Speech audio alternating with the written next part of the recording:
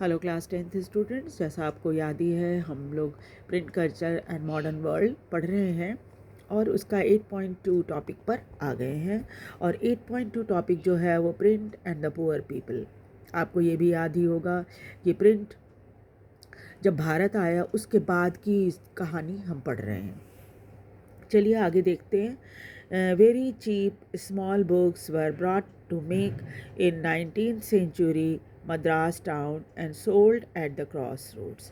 फिर क्या था, बड़ी सस्ती किताबें जो है वो छपने लगी थी और मार्केट में आने लगी थी 19th सेंचुरी में मद्रास में, और इसे चौराहों पर बेचा जाता था। allowing poor people traveling to market to buy them। और जो लोग बाज़ार में आते थे सामान वगैरह ख़रीदने के लिए, उनके लिए ये सब ख़रीदना बड़ा आसान था, क्योंकि सामने में अवेलेबल होता था। जो चीज़ दिखती है सामने में और अट्रैक्टिव लगती है तो हम उसे ख़रीदने के लिए तैयार हो ही जाते हैं। Public libraries were set up from the early 19th century, expanding the access to books। इसके बाद क्या है, पब्लिक लाइब्रेरी खुलने लगी। पब्लिक लाइब्रेरी आप जानते ही हो कि वैसी लाइब्रेरी होती है जिसमें आप बैठकर भी पढ़ सकते हो, और लाइब्रेरी के मेंबर बन जाओ तो आपकी बुक्स इशू करा के घर ला सकते हो और उसके बाद उसको पढ़कर फिर वापस कर सकते हो। तो अब क्या था कि जब पब्लिक लाइब्रेरीज खुल गई थी तो लोगों की पहुंच किताबों तक और आसान हो गई थी।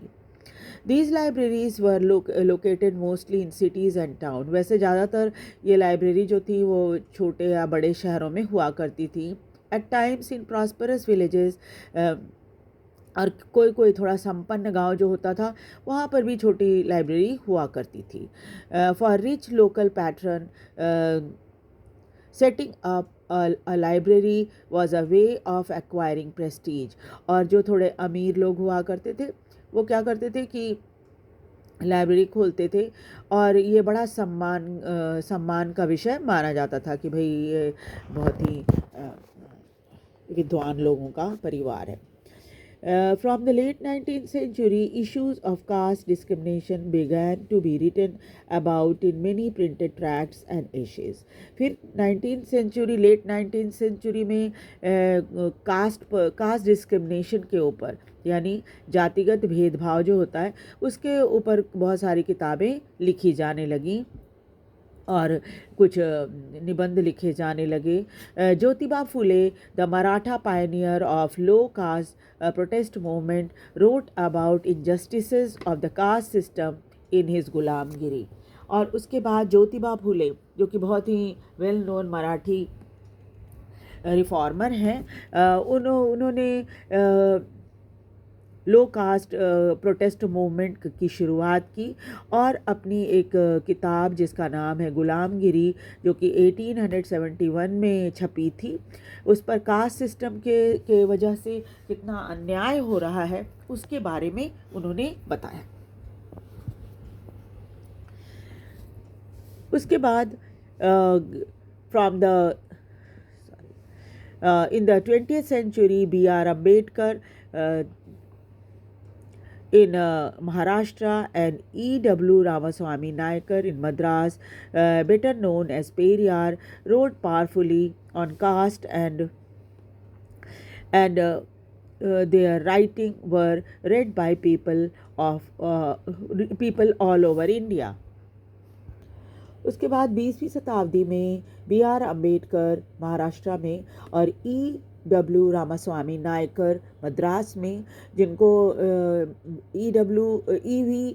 रामास्वामी नायकर को पेरियार के नाम से भी जाना जाता है, उन्होंने बड़ी सशक्त तरीके से कास्ट सिस्टम के ऊपर लिखा है और जिसको बहुत लोगों ने पढ़ा भी। The local protest movement and the sect also created a lot of popular journal and tract criticizing ancient scriptures and envisioning a new and just future। फिर लोकल प्रोटेस्ट मूवमेंट होना शुरू हुआ और बहुत सारे जर्नल और निबंध लिखे जाने लगे जिसमें आलोचना की जाती थी पुराने धार्मिक पुस्तकों का और नए और भविष्य में सबके साथ न्याय हो, ऐसी चीज़ें लिखी जाती थीं। Workers in factories were too overworked and lacked the education to write much about their experiences. उसके बाद जो वर्कर्स काम कर रहे थे इसमें फैक्ट्री में, उनको उनसे वो भी बहुत ज़्यादा काम करते थे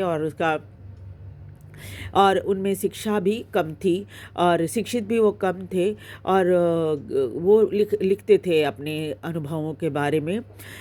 but Kashi Baba, a Kanpur mill workers, wrote and published छोटे और बड़े का सवाल in 1938 to show the link between caste and the class exploitation. Kanpur के एक मिल वर्कर जिनका नाम काशी बाबा था, उन्होंने एक किताब लिखी जिसका नाम था छोटे और बड़े का सवाल, जो कि 1938 में छपी थी। और उन्होंने भी जाति और क्लास एक्सप्लॉयटेशन उसके संबंध में, या किस तरह से भेदभाव होता है और कैसे लोगों को एक्सप्लॉयट किया जाता है ना, शोषण होता है उनका, उसके बारे में उन्होंने लिखा था।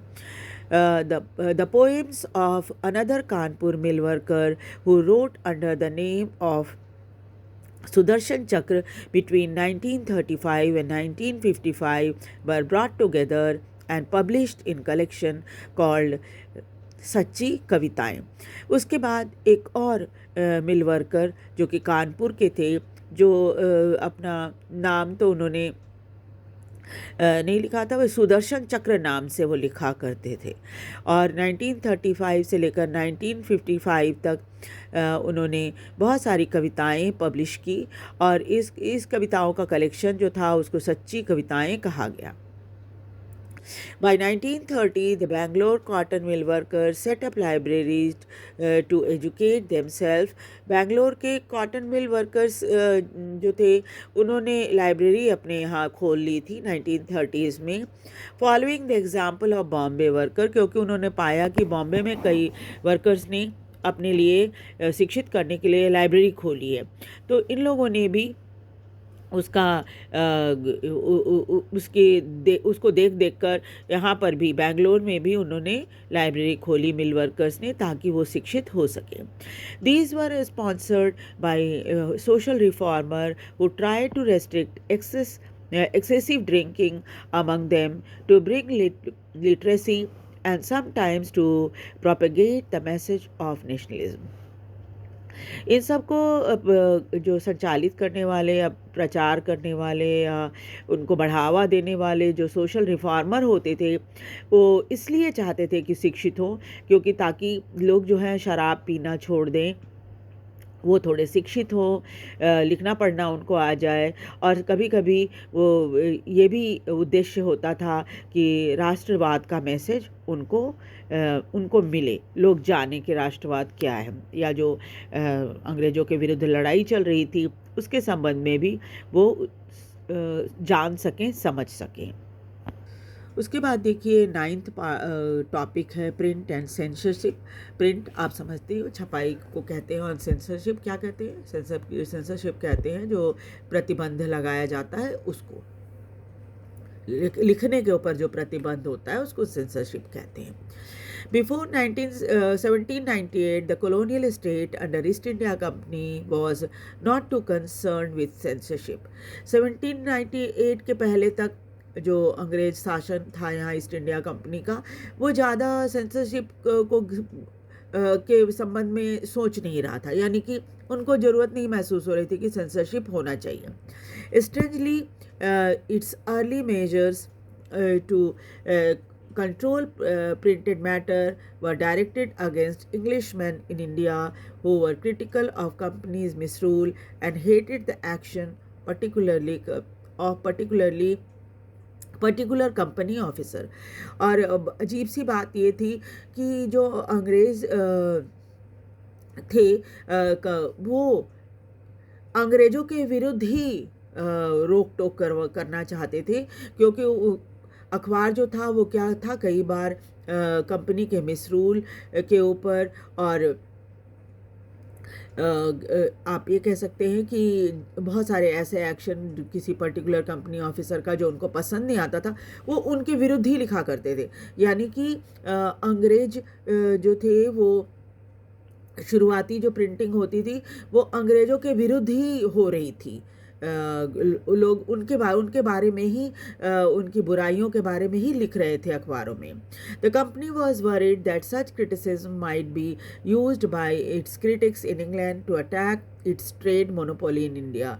तब क्या हुआ, धीरे धीरे कंपनी को ये लगने लगा, चिंता होने लगी कि जो आलोचना उसकी भारत में होती है, अगर इंग्लैंड में ये खबर पहुंच जाएगी तो और वहाँ पर इन्हें बहुत ही क्रिटिसाइज़ किया जाएगा। लोग वहाँ पर इंग्लैंड में अटैक करेंगे इनके ऊपर कि भारत में उन्होंने व्यापार की मोनोपोली अपने हाथ में ले लिया। कौन? ईस्ट इंडिया कंपनी ने। ये सब बातें ईस्ट इंडिया कंपनी से रिलेटेड ही हैं। यानी कि ईस्ट इंडिया कंपनी के ऑफिशियल्स के अगेंस्ट में लिखा जाता था अखबारों में, और अंग्रेज ही लिखा करते थे कि किस तरह से कंपनी यहाँ पर मिसरूल करती है, और कुछ कंपनी ऑफिसर जो कि अच्छा काम नहीं कर रहे हैं या कुछ जो उन्हें पसंद नहीं आता था, उनके विरुद्ध में भी लिखा करते थे। तब धीरे धीरे करके ईस्ट इंडिया कंपनी को ये चिंता होने लगी कि उनकी इमेज इंग्लैंड में ख़राब हो जाएगी। By 1820s, the Calcutta Supreme Court passed certain regulation to control press freedom. उसके बाद 1820 के बाद कलकत्ता सुप्रीम कोर्ट ने एक रेगुलेशन पास किया प्रेस के ऊपर कंट्रोल, प्रेस की फ्रीडम के ऊपर कंट्रोल करने की। And the company began encouraging publication of newspaper that would celebrate British rule. और तब कंपनी ने तय किया कि वो खुद अपना एक न्यूज़पेपर निकालेंगे जिसमें वो ब्रिटिश रूल के बारे में अच्छा लिखेंगे। In 1835, faced with urgent petition by editors of English and vernacular newspaper, Governor General Bentinck agreed to revise press law. उसके बाद 1835 में कुछ अर्जेंट पिटीशन आए एडिटर्स लोगों ने, इंग्लिश के भी और वर्नाकुलर न्यूज़पेपर के भी कई एडिटर ने ये रिक्वेस्ट की, पिटीशन डाली गवर्नर जनरल बेंटिक के पास कि आप जो प्रेस लॉ है उसको रिवाइज करो। Thomas Macaulay, a liberal colonial officer, formulated new rules that restored the earlier freedom. उसके बाद टॉमस मैकाले जो कि एक बहुत ही लिबरल कॉलोनियल ऑफिशियल थे, उन्होंने नए रूल बनाए जिससे प्रेस को और भी फ्रीडम मिल, पहले जो फ्रीडम मिल रही थी वैसी ही फ्रीडम इनको मिलने लग गई। After the revolt of 1857, the attitude to freedom of press changed. लेकिन जब 1857 का विद्रोह हुआ उसके बाद से इस अंग्रेज़ों का एटीट्यूड जो था प्रेस की फ्रीडम के प्रति बदल गया। Enraged Englishmen demanded to clamp down on the native press. तो गुस्साए हुए अंग्रेज जो थे उन्होंने कहा कि भाई यहाँ पर की लोकल प्रेस, नेटिव प्रेस यानी भारत की ये प्रेस जो वर्नाकुलर प्रेस थी, उन सब के ऊपर कंट्रोल होना चाहिए, क्लैम्प डाउन करो, उनको कंट्रोल करो। As the vernacular newspaper became assertively nationalist, क्योंकि ज़्यादातर वर्नाकुलर न्यूज़पेपर जो थे वो राष्ट्रवाद के बारे में कुछ ज़्यादा ही बोल रहे थे, लिख रहे थे। The colonial government began debating measure of stringent control. तब कॉलोनियल सरकार में बहस होने लगी कि कितना कड़ा कंट्रोल इनके ऊपर लगाया जा सकता है, मतलब कितनी सख्ती की जा सकती है इनके ऊपर। इन 1878 the vernacular press act was passed. इसीलिए इसी को ध्यान में रखते हुए 1878 में वर्नाकुलर प्रेस एक्ट पास किया गया। Model on the Irish press law, ये वर्नाकुलर प्रेस एक्ट जो था वो आयरिश प्रेस लॉ के ऊपर आधारित था। It provided the government with extensive right to censor report. इस कानून ने क्या किया था, वर्नाकुलर प्रेस एक्ट ने अंग्रेज सरकार को बहुत सारे अधिकार दे दिए थे ताकि वो जो भी छपता है उसके ऊपर वो कंट्रोल लगा सकें। Editorial in the vernacular press, और जो एडिटोरियल लिखा जाता है अखबारों में, आपने देखा होगा एडिटोरियल रहता है, जो एडिटर लिखते हैं, तो एडिटोरियल वर्नाकुलर प्रेस एक्ट के एडिटोरियल पर क्या लिखते हैं वो, इसके ऊपर भी वो रोक लगा सकें। From now on, the government kept regular track of vernacular newspaper published in different provinces. उसके बाद से अंग्रेजों ने क्या किया, हर वर्नाकुलर न्यूज़पेपर के ऊपर नज़र रखना शुरू किया कि ये क्या छापते हैं, चाहे वो किसी भारत के किसी भी इलाके में हो। When the report was judged as seditious, जब भी ये लगता था कि ये आपत्तिजनक है, न्यूज़पेपर वॉज वार्न, उनको पहले वार्निंग देते थे अंग्रेज, and if the warning was ignored, और अगर फिर भी वो वैसे ही छापते रहे, इग्नोर करते रहे अंग्रेज़ों के ऑर्डर को, the press was liable to be seized, तो क्या होता था, प्रेस को सीज कर दिया जाता था, बंद करवा दिया जाता था। एंड प्रिंटिंग मशीनरी कन्फिस्केटेड, और जो प्रिंटिंग मशीन होती थी उसको जब्त कर लिया जाता था, पुलिस उठा कर ले जाती थी। डिस्पाइट रिप्रेसिव मेजर, चाहे कितना भी कड़ाई अंग्रेज सरकार करती रहे, nationalist newspaper grew in number in all part of India. Nationalist newspaper जो थी वो बहुत सारी छपने लग गई भारत के हर हिस्से में। दे रिपोर्टेड ऑन कॉलोनियल मिसरूल, और इन सभी अखबारों में अंग्रेज़ सरकार किस तरह से ख़राब व्यवहार कर रही है भारतीय लोगों के साथ, एंड एनकरेज नेशनलिस्ट एक्टिविटी, और उसमें अंग्रेज़ों के बुरे तरीके देश को चलाने के उसके बारे में बताया जाता, और साथ ही कहा जाता कि भाई राष्ट्रवादी एक्टिविटी में आप ज़रूर हिस्सा लो, लोगों को कहा जाता था।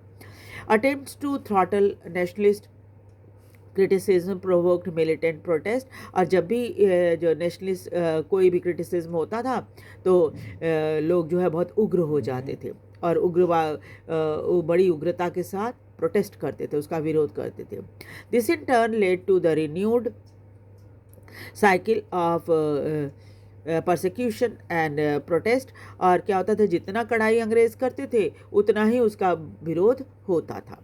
When Punjab revolutionaries were deported in 1907, Bal Gangadhar Tilak wrote with a great sympathy about them in his Kesari। और 1907 में जब पंजाब के बहुत सारे रिवोल्यूशनरीज को हटाया गया वहाँ से, तो क्या हुआ कि सज़ा दी गई उन लोग को, तो बाल गंगाधर तिलक ने बहुत सिंपैथी के साथ अपनी अखबार केसरी में लिखा था। This led to the imprisonment in 1908। इसकी वजह से क्या हुआ, उन्हें जेल में डाल दिया गया था 1908 में, provoking in turn wide spread protest all over India.